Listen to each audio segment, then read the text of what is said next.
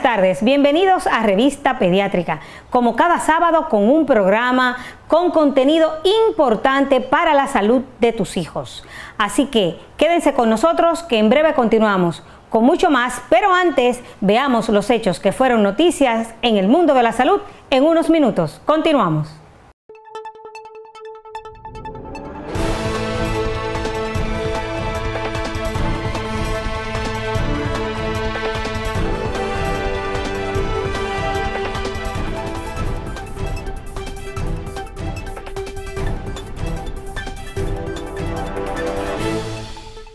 Las denuncias en el sentido de que supuestas mafias que transportan mujeres procedentes de Haití con el objetivo de dar a luz en territorio dominicano, el gobierno y los altos mandos militares han sostenido distintos encuentros en una aparente señal de dar respuesta a esta situación. Al respecto, el ministro de Defensa, Teniente General Rubén Paulino Sem, reveló que desde hace una semana efectivos militares realizan labores de levantamiento en los hospitales de las provincias fronterizas a raíz de las denuncias de supuesta mafia para atraer inmigrantes haitianas a dar a luz al país. A más de 3 años de iniciada la construcción y ampliación de la ciudad sanitaria Luis Eduardo Aybar, antiguo Morgan, el ambicioso proyecto sanatorio, que contará con 12 edificaciones inteligentes en el mismo lugar, avanza en un 80% conforme han informado las autoridades. El interés del presidente Danilo Medina es que la obra no se detenga, que fluya, no existan etapas, obra civil ya en un 80% y existe un gran interés de parte del Estado para que culmine lo más pronto posible. Un reciente estudio arrojó que cada año se diagnostican 21,000 nuevos casos de cáncer de riñón en América Latina y el Caribe, ocupando el lugar número 13 entre los diferentes tipos de la enfermedad de la región. La edad promedio de diagnóstico del cáncer renal es entre los 60 y 64 años. También se resalta el hecho de que el cáncer renal ha sido a través de la historia uno de los tipos más difíciles de tratar, especialmente porque la detección se hace en pacientes que ya presentan enfermedad avanzada. 1 de cada 5 pacientes ya tiene metástasis cuando son diagnosticados con la enfermedad. Esto equivale a un 20% de los pacientes, dice el estudio elaborado por laboratorios Pfizer. La hipertensión arterial afecta al 31% de los dominicanos, lo que equivale a 2 millones de personas. De estos, el 68.5% sabe que tiene la enfermedad. Un 60% está en tratamiento controlado. Hay un 36%, lo que significa que un 40% no se está tratando la dolencia. El mayor porcentaje lo representan las mujeres con un 32% en contra de los hombres que suman 29.7%, lo que se atribuye a que las mujeres tienen mayor índice de grasa corporal, de cadera y dimensión del abdomen, lo que las convierte en más obesas. Los datos son el resultado de una investigación hecha por la Sociedad Dominicana de Cardiología con financiamiento del Seguro Nacional de Salud SENASA para determinar la prevalencia, incidencia y los factores de riesgo de enfermedades cardiovasculares en República Dominicana.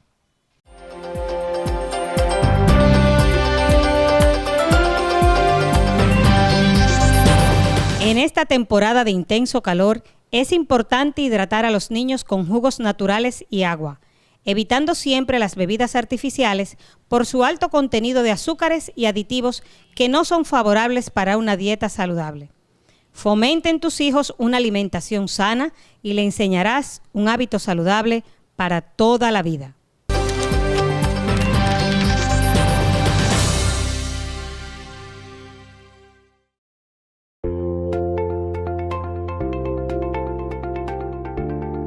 No hay un lugar del país donde SENASA no esté presente a través de sus prestadores, sean médicos, clínicas, hospitales, farmacias, centros de mediodiagnóstico.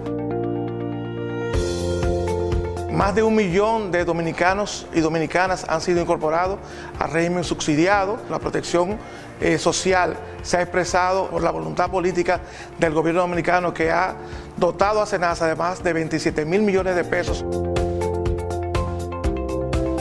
Más de 60,000 estudiantes de la UAS, más de 50,000 trabajadoras domésticas, 104,000 militares y sus familiares también han sido incorporados al Seguro Nacional de Salud.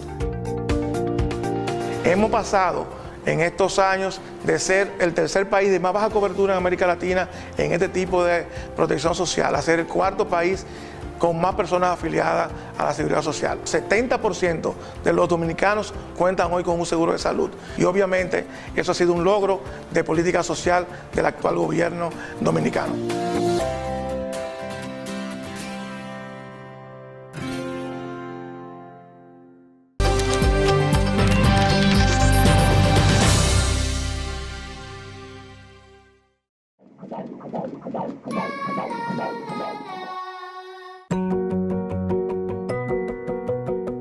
No hay mayor amor que el de una madre.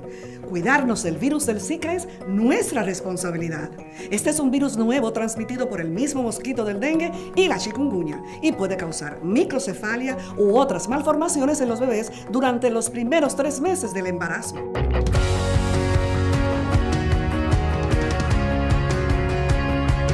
Si estás embarazada, es muy importante que siempre uses mosquitero y repelente. Ponte ropa que cubra lo más posible tu piel y no olvides eliminar todos los criaderos de mosquitos en tu alrededor. En caso de presentar fiebre, sarpullido, dolor o malestar general, acude al centro de salud más cercano y usa medicamentos solo indicados por un médico. Así que habla con tus vecinas. Cuidémonos nosotras y nuestros hijos, porque la salud somos todos.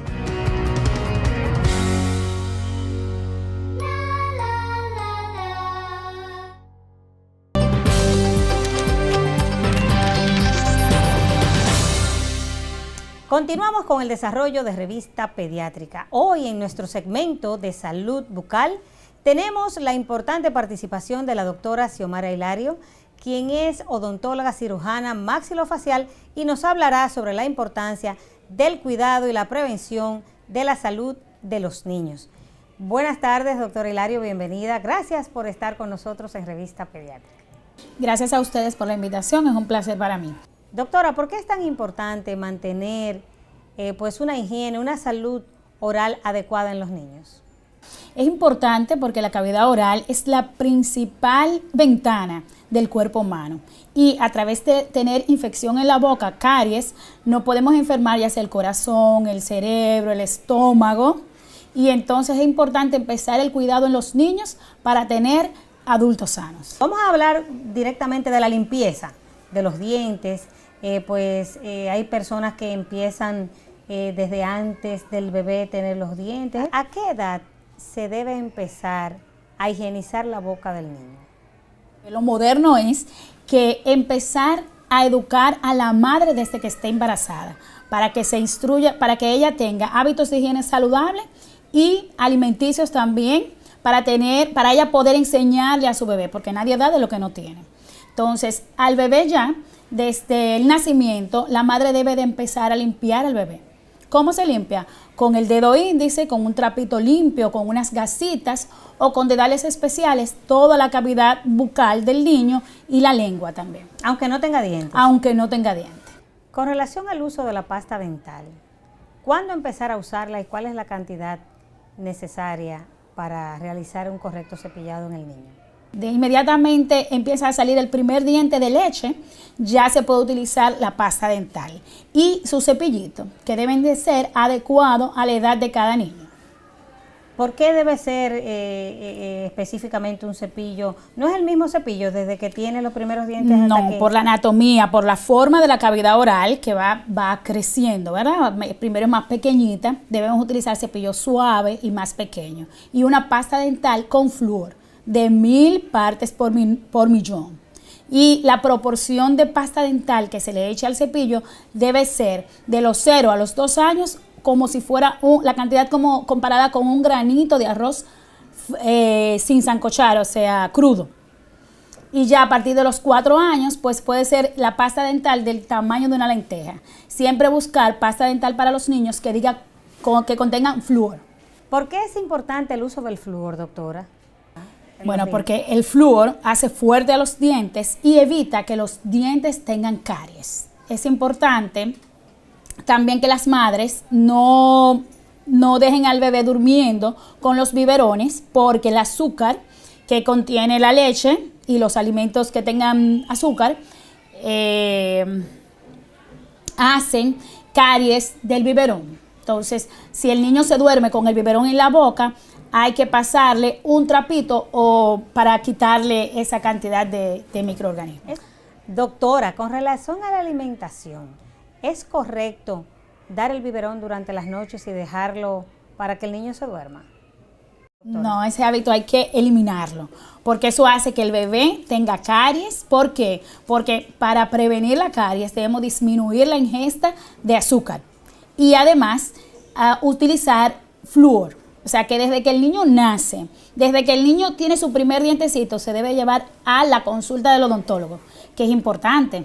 ¿Por qué? Porque este es el que va a hacer aplicación de flúor en gel, en barniz o sellante de fosas y fisuras para prevenir que las caries que sean pequeñitas sigan aumentando. También el pediatra nos ayuda en eso, porque el pediatra desde el nacimiento del niño le da suplemento con flúor al niño para que ya estos dientecitos vayan erupcionando más sanos. Doctora, ¿qué recomendaciones usted tiene para las madres respecto a los hábitos alimenticios y las medidas de higiene que deben tomar ellas cuando sus niños terminan de comer? ¿Cómo deben realizar la higienización adecuada de la boca? Sí, los niños deben de ser supervisados.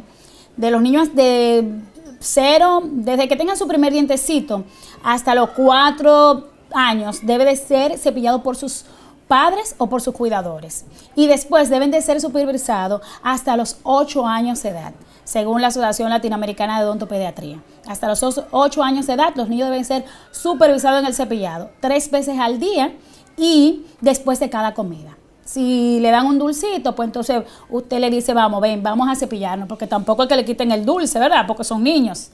Claro. Pero si el niño ingirió algo de azúcar, pues vamos a cepillarlo. O alimentación en sentido general. Alimentación, o sea, después de cada comida. Después de cada comida. Es lo ideal que el niño reciba su cepillo. Doctora, con el dentoformo y el hilo dental, nos gustaría que usted le dé unas recomendaciones a los padres que nos están viendo de cómo realizar un correcto cepillado y un correcto uso del hilo dental. Este dentoformo lo tenemos en la consulta para enseñar a la madre y al bebé cómo cepillarse, ¿eh? Entonces la técnica que utilizamos más común es una técnica de Stillman. Simple, vamos a hacerlo simple, ¿verdad? Agarramos el cepillo y le hacemos de arriba para abajo y de abajo para arriba, ¿verdad? Aquí limpiamos el diente y también le damos masaje a la encía. Debe de ser 20 a 25 al paso, sin presión y suave, en cada partecita del diente, cambiando 20 a 25, ¿verdad? Siempre masajeando la encía. Exactamente, limpiamos el diente del biofilm, de lo que es la placa dentaria, y también le damos masaje a la encía. ¿Y las muelas?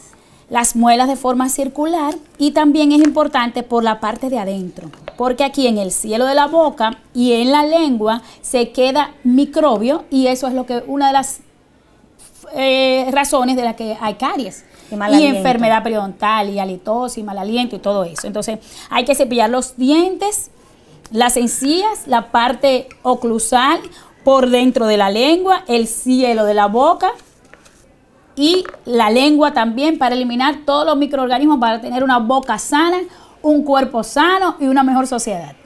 Agradecemos a la doctora Hilario por las importantes informaciones que nos ha brindado sobre la salud de la boca de tus niños. Continuamos con mucho más en Revista Pediátrica.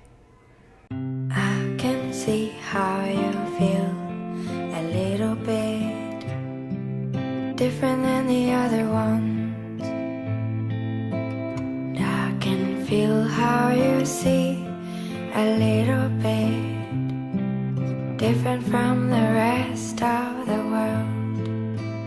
And I know you will never talk to me, but you need to know that you'll always have the biggest place in my heart. And when you're young, I know that time is slow, but learn to be patient, because someday this difference will pay, and your time will come.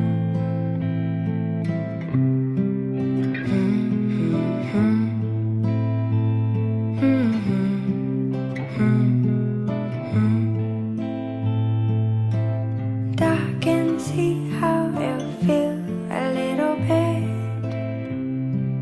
different than the other ones.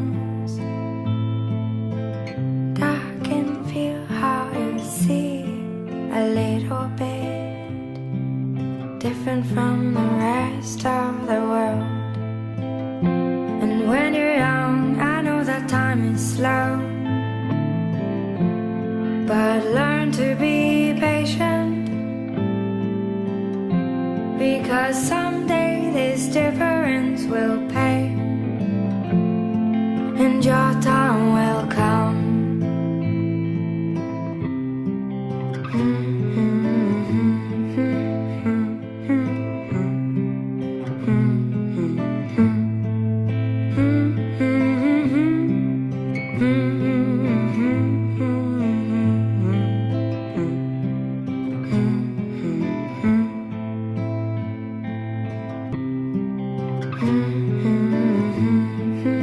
Gracias por continuar con nosotros. Estamos con la doctora Zuleika Morillo de Nieto, quien es psiquiatra infanto-juvenil, directora del Centro de Servicios Médicos CPE en Manuel. Gracias por estar con nosotros, doctora. Para nosotros es todo un honor y todo un placer colaborar con ustedes y sobre todo tratándose de pediatras que quieren transmitir su conocimiento a la gente que lo necesita, que son las familias, que son los que tienen los niños. O sea que muy agradecido por ser seleccionado. Así es, doctora. Y ya entrando en materia sobre este apasionante tema que es la salud mental de los niños, que muchas veces pues los pediatras, voy a hacer un mea culpa, pues adolecemos de quizás no darle la importancia, ¿verdad?, que tiene lo que es el aspecto emocional del niño y ciertas características o condiciones propias de cada individuo que muchas veces dejamos pasar pues por alto, por breve espacio de tiempo. Y vamos a hablar, doctora, hoy de un tema o de varios temas, pero vamos a enfocarnos primeramente sobre el niño con déficit de atención e hiperactividad. A propósito de que empieza el año escolar y de que sabemos que en muchas familias, ¿verdad?, pues tienen niños con esta condición y que muchas veces eso es preocupante, dado las características propias del niño con déficit de atención. ¿A qué nos referimos cuando hablamos del síndrome de hiperactividad con déficit de atención, mejor conocido como TDAH? Bueno, pues cuando hablamos de trastorno de hiperactividad y déficit de atención, nos estamos refiriendo a ese niño que tiene una inquietud motora, que se mueve en exceso, un niño que tiene dificultad en centrar la atención, que cuando es pequeño a veces lo categorizan como el niño terremoto, como el niño que nadie lo puede controlar, el que no espera el turno en el cumpleaños, el niño que en algunas ocasiones no presenta dificultades motoras de movimiento extremo, pero sin embargo tú le hablas y se queda como perdido en el aire y empieza a mostrar dificultad en la captación de la información en el índole académico. Le empiezan a decir, su niño se distrae, tiene que llevarlo al psicólogo. Ya para nosotros en conceptos médicos es un trastorno dentro del neurodesarrollo que va a impactar 3 áreas. ¿Cuáles son las áreas? La parte motriz, la parte atencional y la parte del control de los impulsos. Pero yo creo que para todos los televidentes que nos escuchan, le va a sonar muy familiar ese niño que no puede ser controlado, que es muy inteligente, pero sin embargo, tú no quieres entrar al colegio porque te tienen siempre una nota. Es sumamente frecuente los padres que me dicen, doctora, yo tengo terror de llegar a buscarlo al colegio, porque efectivamente tú no sabes qué pasó durante el día y qué hizo el niño y qué descontrol es el que te van a reportar esos profesores. ¿Desde qué edad podemos identificar al niño con déficit de atención e hiperactividad? Es interesantísimo su pregunta porque quien ve esto es el pediatra en esa consulta cuando el niño va a vacunarse, un niño que tiene mayor inquietud motora. Desde los 3 años podemos establecer el diagnóstico per se, pero anterior a los 3 años ya hay señales de alerta. Por ejemplo, hay niños que tienen temperamentos difíciles, pero el pediatra tomar un poco de tiempo de preguntarle al padre, ¿a quién se parece este muchachito, esta muchachita? Si realmente hay personas que son inquietas en la familia, si ya hay un primo, si le suena eso de TDAH, entonces ya el pediatra, aunque el niño tiene 2 años y 5 meses, dice, bueno, algo está sucediendo. En conclusión, no esperar tanto. Mire, tan interesante, doctora, mientras más temprano intervenimos, mejor va a ser la evolución del niño y mejores recursos va a tener la familia y más aliados va a conseguir la escuela. ¿Se relaciona el retraso al hablar o al realizar la marcha con este tipo de condiciones? Es interesante su pregunta porque se sabe que el TDAH, que es el trastorno de hiperactividad y déficit de atención, está en muchas ocasiones relacionado a otras grandes patologías como es el trastorno del espectro autista, que antes se pensaba que era de la misma condición del espectro autista y hoy se sabe que son dos patologías que pueden estar acompañadas una de la otra. Los retrasos en el lenguaje, los retrasos en la parte motora, tanto fina como gruesa, pueden recibir otro diagnóstico porque los TDAH en la generalidad, y no me gusta decir los TDAH, sino los niños que tienen esta condición de TDAH, pues suelen ser niños con buena capacidad cognitiva, niños con muy buenas habilidades y no necesariamente van a presentar retraso en lenguaje o retrasos motores, pero sí pueden presentar un pensamiento y un lenguaje muy literal, o sea, lo que se llama alteración en la pragmática. Y eso en muchas ocasiones se confunde con trastornos del lenguaje. Y cabe destacar que como pediatras, los que no escuchan y la familia lo sabe, hasta los 7 años per se no podemos hablar de trastornos del lenguaje, sino de retraso en el desarrollo del lenguaje. En conclusión, el trastorno de hiperactividad y déficit de atención no va a presentar con alta frecuencia retrasos psicomotores o retrasos del lenguaje. Son casos aparte que deben ser estudiados, sino los 3 ítems que anteriormente decíamos, y generalmente con buen funcionamiento cognitivo. Por eso los profesores se confunden, doctora. Él es inteligente, hoy mismo me lo decía, me llamaba una profesora. Mire, doctora, le estoy llamando porque usted es una persona de confianza para nosotros. Esa muchachita yo creo que está manipulando, porque cuando ella quiere, ella atiende. Es una confusión. Ellos pueden prestar atención a aquello que le causa gran interés, porque arriba de los riñones tenemos unos sombreritos que se llaman las suprarrenales y liberan una sustancita que se llama el cortisol, y cuando usted está muy aceleradito, ¿qué le pasa a eso? Se eleva. ¿Y qué va a pasar en esa elevación? Tú vas a estar más atento. Ahora bien, yo siempre le digo a los profesores, a los padres, eso no significa que no tenga la condición. La condición puede aparecer de una manera intensiva y florida y a veces de una manera más leve. Eso le iba a preguntar, doctora, si tenía niveles de afectación, de intensidad, por así decirlo, y algo, volviendo un poquito más atrás para que la gente nos entienda, cuando hablamos de motricidad fina, nos referimos a ese niño, el acto de recortar, claro, de dibujar, agarrar la cuchara, lo que llamamos esa pinza gruesa, esa pinza fina del niño cuando hace este movimiento sencillo. Los padres son los primeros que pueden dar la voz de alerta, porque tenemos que ver la realidad de nuestro pueblo dominicano. El padre lleva al niño al pediatra, va corriendo cuando sale, tiene que ir a una consulta popular. Entonces, ¿qué es lo que ve? Que todo va muy rápido, pero si ese papá está atento o ponen atención al que le cuida el niño, entonces va a haber señales de alerta que nos pueden aclarar muchísimo a los clínicos para hacer intervenciones precoces y eficaces. ¿Se relaciona el coeficiente intelectual con el déficit de atención en estos niños?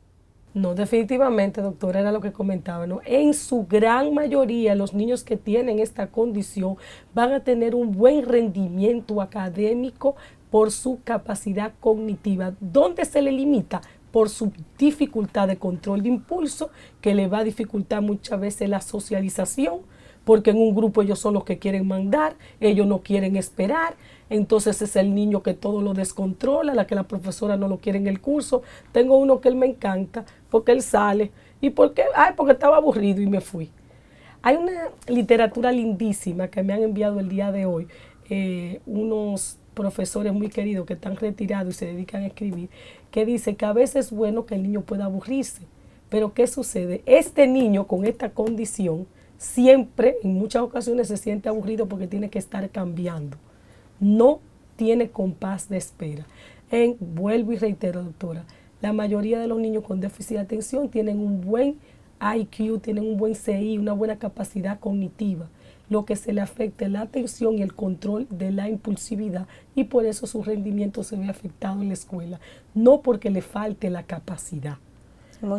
Hay otros que sí pueden tener dificultades cognitivas, que son chicos que van a tener un peor rendimiento, porque en vez de tener lo que la gente llama coeficiente intelectual, promedio significa esperado para su edad, lo van a tener un poco por debajo. Y ya eso va a agudizar significa va a poner más compleja la situación de intervenir. Pero complejo no tiene que ser difícil, complejo es que va a necesitar un proceso diferente. Más apoyo. Y por supuesto, los padres que no ven, sean listos. Cuando usted visita un profesional, pregúntele, ¿cuántos casos de usted ha tenido? El que le dice, bueno, he tenido muchos casos, no, pregunte. No importa que usted esté en un hospital. Usted tiene derecho porque es su hijo. Pregúntele a ese profesional cómo le ha ido con esos casos, qué va a pasar con mi hijo. Doctora, ¿y en la familia? ¿Qué herramientas, qué consejos para los padres con un niño con esta condición, donde tienen otros hermanos que son totalmente diferentes? Muchas veces se siente el niño acomplejado, vamos a decir, o relegado a un segundo plano, o la oveja negra, que Claro. ese es el único que da problema. Tiene mucha razón porque lo vemos mucho en la consulta. Que a veces yo le pregunto, dígame algo bueno que él hizo, y todo lo que te dicen es malo. Y yo creo que también va a ser muy frecuente cuando se lo comentan al pediatra, que es el primero que escucha eso en muchas ocasiones. 3 puntos para la familia. El primer punto es que reconozca la condición de su hijo, y al reconocerlo, se desculpabilice, nadie es culpable de eso. Se sabe que esta condición tiene una carga genética, un 56% a 57% por vía paterna, o sea que algún lado del papá tenía esta condición, pero tiene un 46% por vía materna, y a veces se juntan las dos, pero nadie es culpable de eso. Cuando tenemos los ojos azules estamos felices, pero sin embargo, si nos sale otra cosita, no queremos aceptarlo. No, tenemos que asumirlo como tal. Ese es el primer factor, que la familia asuma la condición y que se desculpabilice, y por ende desculpabilice al niño. El segundo punto básico para la familia es que aprenda a trabajar rutinas que le favorezcan a ellos y a su hijo.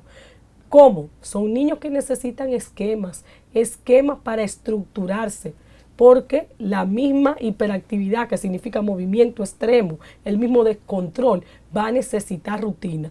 Pero si usted cuando llegó a su casa se fue a visitar la vecina, porque usted llega quizá de ser una doméstica que viene cansada, ¿qué va a suceder? El niño no tiene rutina y ese niño se tiene que acostar a las 9. Necesitan rutina. El tercer punto es aliarse con un buen equipo de profesionales que le dé intervención adecuada. Multimodal. ¿Qué significa eso? Tratamiento terapéutico basado en evidencia, no dije que yo me lo leí por ahí. Evidencia significa que se haya investigado y que eso funciona. En este caso, terapia cognitivo-conductual. El segundo punto, tratamiento farmacológico, porque hay una situación endógena dentro del cerebro donde una sustancia que se llaman neurotransmisores no se están liberando de la forma adecuada, no porque no lo tenga, sí lo tiene. A veces me preguntan eso, doctor, entonces no tiene, ¿eso le va a hacer que se crea adicto? No, para nada. Simple y llanamente lo que hacen estos productos es ayudar a que los carritos que llevan esa sustancia funcionen mejor. Y cuando funcionan mejor, el niño va aprendiendo con la terapia y con el entrenamiento de padre. Porque ese papá que se acostumbró a decirle a todo el mundo que ese muchacho es insoportable, tiene que volver a entrenarse para ver los pequeños cambios de su hijo, sin tener grandes expectativas, porque a veces queremos que el niño, de tener grandes dificultades, nos resuelva todo. Y eso nos ayuda a sentirnos peor. Con relación a la autoestima de estos niños, ¿cómo afecta esta condición? Sabemos que son niños inquietos y que muchas veces pues son estigmatizados en la familia. ¿En qué porcentaje todas estas cosas afectan la autoestima del niño? ¿Y cómo repercute esto en la vida de adulto muchas veces con estos jóvenes? Mira, me parece tan interesante. Claro que el porcentaje es altísimo porque al verse afectado el autoconcepto de cómo me miran, el niño requiere de ser visto de manera adecuada por sus cuidadores. Si mi cuidador no me ve de manera adecuada, no es muchas veces no porque quiere. Yo he escuchado en consulta madres que me dicen llorando, doctora, esto ya nada más me atrevo a decírselo a usted, yo no soporto a ese muchacho. ¿Usted se imagina lo que significa para una mamá decir que no soporta a su hijo? Es una situación importante. Entonces, ¿qué va a pasar? El autoconcepto de ese niño va a estar mellado, va a estar triturado por esa mirada, quizás silente y a veces con palabra crítica, y por ende va a tener una autoestima baja. Primero aclarar, ¿qué autoestima? Cuánto yo me aprecio a mí mismo, pero a la vez cuánto me puedo relacionar bien con los demás. Entonces, si yo la tengo baja, ni me voy a apreciar a mí mismo, ni me voy a poder relacionar con los demás de manera adecuada. Pero a la vez esa autoestima baja va a llevar a otras condiciones, que es lo que llamamos en clínica comorbilidades, depresión, ansiedad. El niño se deprime, el niño es ansioso. Entonces, ¿qué va a pasar? Que dicen, ¿y por qué ese niño con déficit de atención le pusieron un tratamiento y mejoró más que el otro? Porque quizás el otro vino un poco más tarde y ya no venía con una sola cosa. Y el entorno también influye mucho, el entorno familiar. Y el entorno escolar. También. Y muy buen punto que usted ha tocado, el entorno escolar, doctora. En nuestro país es sumamente difícil encontrar un centro donde se dé un abordaje oportuno, porque hay que empezar a temprana edad, como ya usted bien lo ha dicho, y de una manera integral y que se entienda esta condición. En la escuela, doctora, ¿cómo se debería abordar este tipo de niños? Los niños que tienen déficit de atención, que ha sido diagnosticado por los especialistas pertinentes, que en este caso debe ser identificado por el pediatra, certificado el diagnóstico por un neuropediatra o un psiquiatra de niños y adolescentes. Posterior a eso, la escuela debe acogerlo. Si el niño no tiene problema cognitivo, tiene un coeficiente intelectual adecuado, simple y llanamente asumirlo como un alumno más. Pero en ese asumirlo como un alumno más, no disociarse de la condición que trae. De elementos tan sencillos como sentarlo delante, como verificar cuál es la forma de aprendizaje más favorable para ese alumno, que es lo que llamamos IP, programas inclusivos. Pero esos programas inclusivos no ameritan grandes cambios. Hay muchas escuelas y muchos colegios que hacen mini hospitales de día dentro de la escuela. Con buena intención, lo sabemos, queriendo favorecer a la familia. Pero la escuela es un contexto de aprendizaje, no de terapia. Por lo tanto, el niño debe normalizar su vida. Cuando tú dentro de la escuela, claro, igual que los demás. Porque ese niño que todo el tiempo lo están sacando, que todo el tiempo lo aíslan, entonces en la tarde va a la terapia para arreglar el autoestima y en la mañana entonces la desorganizamos. Entonces buscar ese equilibrio, el profesor estar atento, buscar técnicas para conectar, llevar registro con los padres. Siempre yo le digo a los profesores, tener un niño con una condición es un reto, pero es un aprendizaje que tú no olvidas.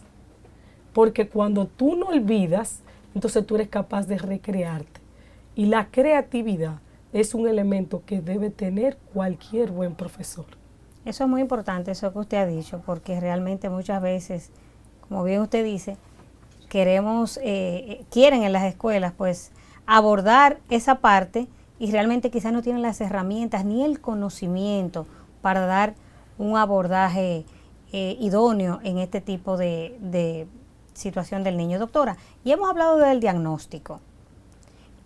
Mucha gente se estará preguntando, ¿cómo se hace el diagnóstico de un paciente, de un niño con déficit de atención? ¿Se hacen exámenes de sangre? ¿Son exámenes? Sí, hay que hacer 1000 pruebas psicológicas que son tan costosas. La gente quiere saber. No, definitivamente. Mire, el diagnóstico es un diagnóstico clínico. Para los televidentes que no ven qué significa clínico, es un conjunto de cosas que vemos y de cosas que nos cuentan tanto los padres, el niño mismo cuando tiene sobre los 6 años, que da datos que son muy buenos para el clínico, y algunos niños también a partir de los 5, y los datos que nos favorece la escuela.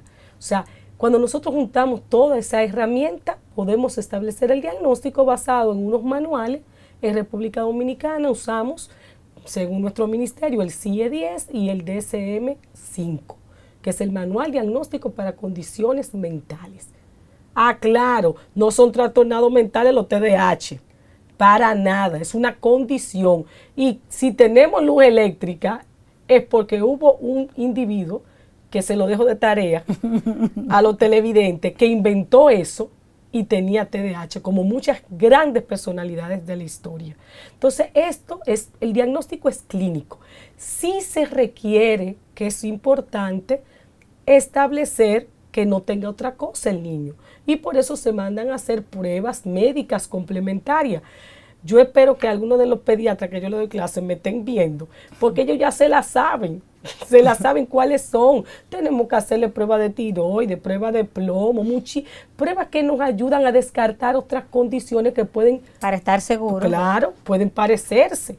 También hemos demostrado a través del grupo de neuropediatras locales, han visto que hay una alta incidencia de reportes de que electricidad, yo le llamo electricidad en el cerebro que no va como debe ir, que es lo que nosotros llamamos descarga como médicos.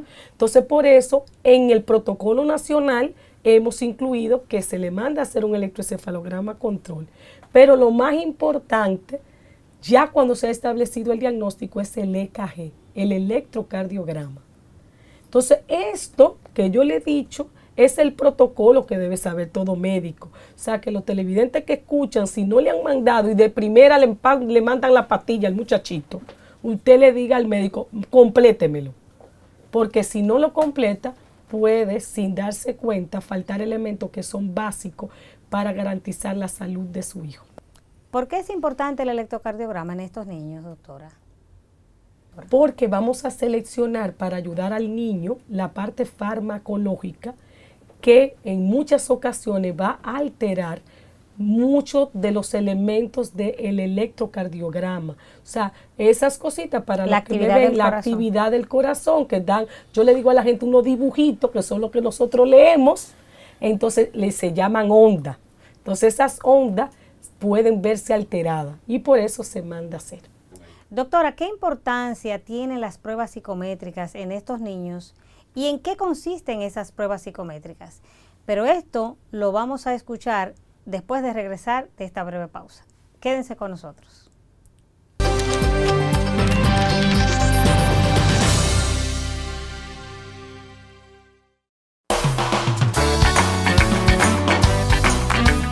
Estos 5 años de gobierno del presidente Danilo Medina se han caracterizado por un interés genuino por la gente. Este es un gobierno que se ha enfocado también en los profesionales de la salud, en garantizar espacios de trabajos idóneos con una remuneración idónea, donde se han entregado incentivos, donde se ha garantizado todas las herramientas para que el personal de salud pueda desempeñar una labor de forma adecuada.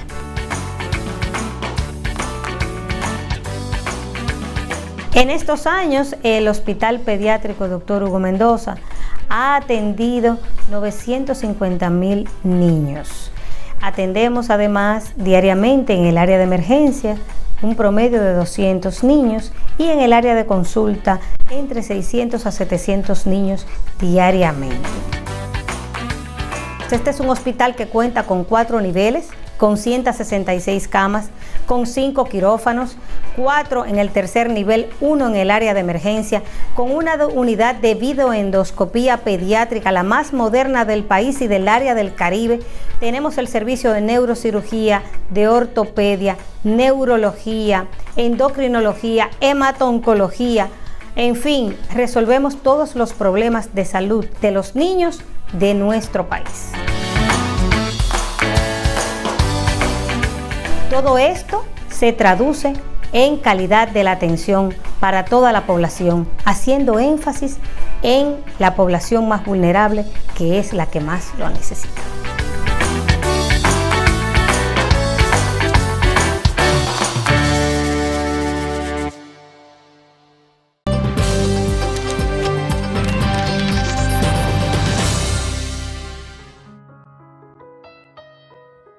Esta es Ana.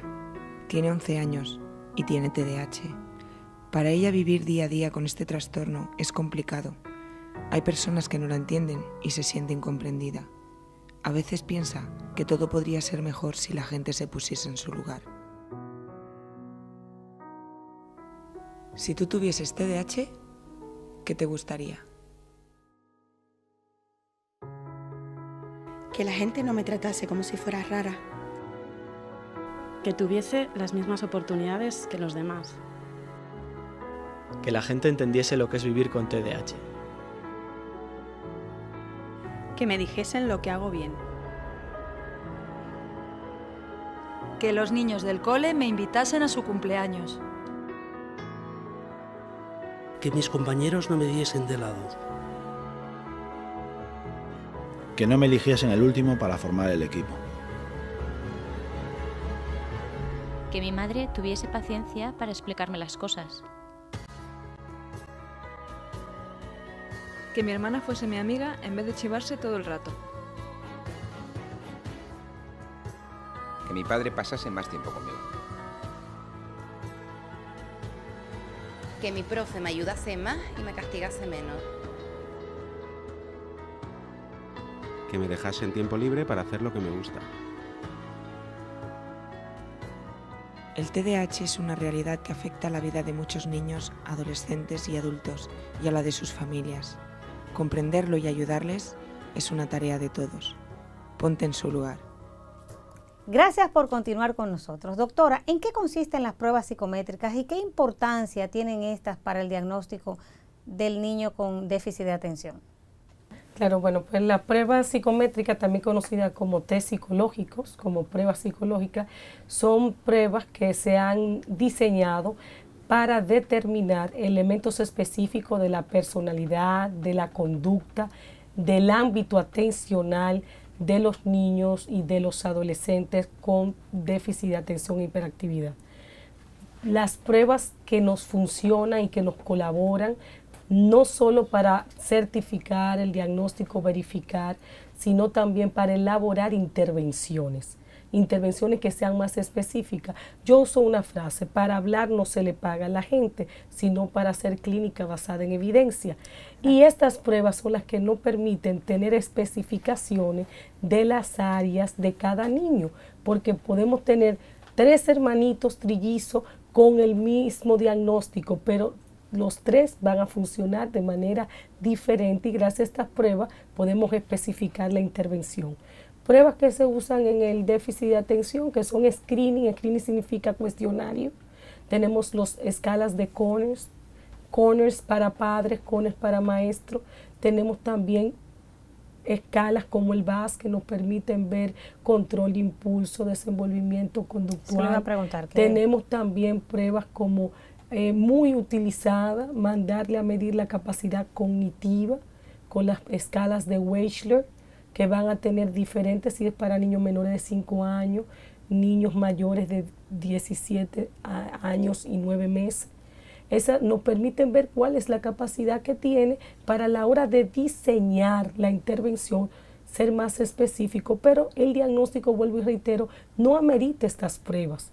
Estas pruebas van a colaborar en que la intervención sea más adecuada para dar más luz al centro educativo de cómo manejar a ese niño que tiene déficit de atención, pero sin embargo te sale con un nivel cognitivo por encima de la media, a nivel superior. Entonces ese niño necesita algunas acomodaciones y hay pruebas que nos permiten determinar. También unas que no podemos dejar son las pruebas neuropsicológicas, estas que pueden ser con software. Hay una importantísima que nosotros manejamos que nos permite verificar los 5 focos de atención del cerebro, que eso antes era una fantasía. En aquellos años mozos nuestros de inicio decían, no, y esto sería posible, y hoy día desde el 2013 lo tenemos. Te permite ver cómo está el control de impulso, cómo está la atención en los pequeños detalles, la capacidad de permanencia del cerebro y otros datos que te dan software neuropsicológico computarizado. También hay otras técnicas que te permiten medir la atención, como el Stroop. Hay muchas pruebas Pero también en esto tenemos que ser cuidadosos, porque no se necesitan grandes baterías para poder hacer una intervención adecuada, pero sí las específicas. O sea que no se necesita el paquete completo general.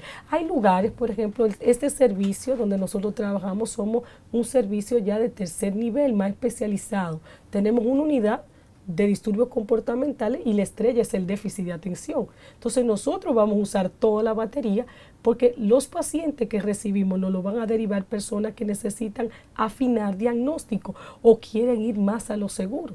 Entonces, claro que vamos a usar más batería, pero un profesional independiente con una escala de Cones, con una medición cognitiva, puede tener una intervención adecuada para este paciente. En conclusión, no requiere que sean todas. El sistema público, ser específico cuáles son las pruebas a utilizar porque son de costo importante y de tiempo. Sí, porque tienen un costo estas pruebas. Exacto. Pero que también, doctora, algo muy importante a destacar es que también, como usted decía, este diagnóstico o la sospecha se hace con la clínica. Totalmente. Y es lo menos costoso. Totalmente. Porque es observacional, Claro, es lo que te totalmente. cuentan y es algo que tiene que ver con la conducta del niño. En la escuela, ¿en qué momento podemos ver indicios de hiperactividad o de déficit de atención en estos niños? Sabemos que a veces son niños que han hecho un periplo por varios colegios. Cuando están en una escuela por primera vez, se ven los primeros indicios de que este niño tiene déficit de atención. No, yo creo que es, sobre todo un profesor que tiene años en la docencia se va a percatar desde el principio. Desde el inicio. Sabe que las escuelas tienen un sistema de evaluación y en ese sistema de evaluación que a veces me parece un poco riguroso para niños, sobre todo en edad preescolar, pues ellos empiezan a identificar que algo sucede con el niño. Entonces es muy evidente porque como bien usted lo dice es algo observacional, donde usted ve una inquietud motora constante, pero inquietud motora pueden ser muchas cosas, desde una situación de abuso, de maltrato, hasta estar frente a un verdadero TDAH. Por eso necesitamos a los clínicos especializados en el tema que nos aclaren el diagnóstico para estar seguros de lo que tenemos enfrente. Por ende, podemos darnos cuenta desde las primeras semanas si le sucede algo al niño. No hay que expulsar a ese niño, no hay que acusar a los padres de que ustedes no me dijeron nada. Eso lo vemos muy frecuente en la consulta, que no me dijeron que ese niño tenía problemas. Es un niño igual que cualquier otro, con la condición más frecuente en el mundo, no en República Dominicana. Entonces, ¿qué hay que hacer? Hacer las acomodaciones del lugar, alianza con profesionales que quieran trabajar con la escuela y sobre todo ser un verdadero soporte para la familia que, como bien usted dice, doctora, a veces ha peregrinado para encontrar esa escuela. Necesita apoyo la familia, doctora. Es importante el abordaje a la familia completa, hermanos, el papá, la mamá. ¿De qué manera influye todo lo que tiene que ver el conjunto familiar en los mismos? Es vital, porque el niño vive con la familia, ya sea la familia solo con la mamá, con la ayuda de los abuelos o aquellos que tienen la dicha de tener a papá y a mamá y hermanos. Entonces, esta intervención que se llama terapia de entrenamiento para padres es vital en el proceso de trabajo de un niño con trastorno de hiperactividad y déficit de atención. No solamente para consejería, sino para dar tips de entrenamiento. Me gusta mucho una terapeuta que trabaja conmigo, que ella se lo pone en hojas de colores. Y esas hojas de colores tienen que permanecer en la cabeza del padre, porque nosotros decimos una frase, el niño no lo podemos llevar para la casa, se devuelve con usted. Doctora, y hemos hablado mucho del niño, de los problemas, de las deficiencias que tiene, o deficiencias no, de las cosas donde necesita soporte, apoyo, o de ese proceder que a veces a nosotros, los adultos o los demás que no tenemos las mismas condiciones, nos parecen un poquito extraños, pero también tienen rasgos muy positivos y fortalezas. ¿Cuáles de ellas podemos destacar en ese sentido? Me encanta su pregunta porque cuando la hacía pensaba en dos de mis pacientes. Nosotros le decimos a los padres, a 36 meses con un buen tratamiento multidisciplinario podemos ver lo que estamos esperando de este niño. Y tengo 2 niños en particular que hoy día son músicos, grandes deportistas, uno que le encanta el fútbol, otro el básquetbol. O sea, son niños que me han dejado, en particular, creo que si esa familia me está viendo, voy por criterio de ética médica, no decir su nombre, claro. Pero recuerdo que este niño un día viene a visitarme, porque me visitan, luego hay que dar seguimiento a los pacientes, eso se lo digo siempre. Tiene que ver cómo evolucionó el caso. Y este niño tan equilibrado, que toca 2 instrumentos, me traía una publicidad para grupos de apoyo de chicos de iglesia. Entonces decía, mire, si alguien necesita, hay que ver cómo ellos evolucionan. No dejen de creer en los niños que tienen déficit de atención. Realmente yo soy una apasionada de niños con déficit de atención porque son capaces de hacer tantas cosas. Pero para eso el papá tiene que creer, la abuela tiene que creer. Tienen que creer el vecino. Y eso va a demostrar las fortalezas que tienen estos niños. O sea, doctora, que es un mensaje de esperanza lo que queremos llevar y lo que usted nos acaba de dar para la familia, que no se ha acabado el mundo. Para nada. Todo lo contrario, tienes en casa un ser maravilloso, claro, capaz de desarrollarse y de hacer grandes cosas siempre y cuando tengamos a mamá, a papá y a toda la familia para apoyar. Claro, y hay una cosa importante, es más frecuente esta condición en varones que en niñas. Sí. Y el cerebro masculino anatómicamente no puede estar haciendo 2 cosas a la vez, pero el cerebro masculino de un niño TDAH sí puede. Entonces, transforme esa ventaja, porque el mundo de hoy es competitivo y un hombre que puede pensar como una mujer, por supuesto que tiene más ventaja. Excelente, doctora, esta entrevista que hemos tenido con usted. Ha sido una cátedra para mí y yo sé que para los amigos televidentes que están viendo.